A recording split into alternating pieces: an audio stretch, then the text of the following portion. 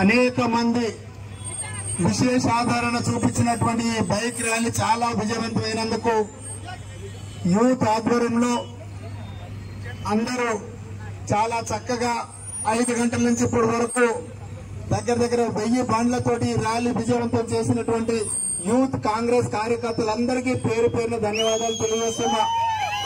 BJP ప్రభుత్వం 10 సంవత్సరాలు ఏలింది.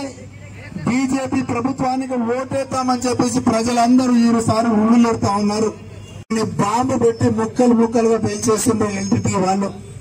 ఆయనకు ప్రాణం హాని ఉందని తెలిసినా కూడా దేశం కోసం ప్రాణ త్యాగం చేస్తామని చెప్పేసి ఆ రోజు వాళ్ళు ఆ రోజు ఎలక్షన్ లో ప్రచారం భాగంగా తమిళనాడులో పెరంబదూరులో పోతా ఉంటే ఆయన ముక్కలుగా కాల్చి చంపేసిండ్రు. చంపిన ముక్కలుగా శవాలు ముద్దలుగా పడి ఉన్నా కూడా శవాన్ని నిజంగా రాహుల్ గాంధీ గారి శవాన్ని గుర్తుపట్టలేనంత విధంగా ఘోరంగా తయారైంది. అటువంటి రాజీవ్ గాంధీ గారిని కేవలం ఒక బూట్ తోటి రాజీవ్ గాంధీ గారి ఆయనను దహన సంస్కారాలు చేసిండ్రు. అంటే తండ్రి గారు అయినటువంటి రాజీవ్ గాంధీ గారు ఎంత మరణ యాతన గురైందో మీకు తెలిసిందే. అదేవిధంగా ఇటువంటి కుటుంబం నుంచి వచ్చినటువంటి రాహుల్ గాంధీ గారు మీకు అందరికీ తెలుసు. దేశం కోసం ప్రాణ త్యాగాలు చేసినటువంటి గాంధీ కుటుంబం ఒక్క అవకాశం మనం ఇవ్వలేమా?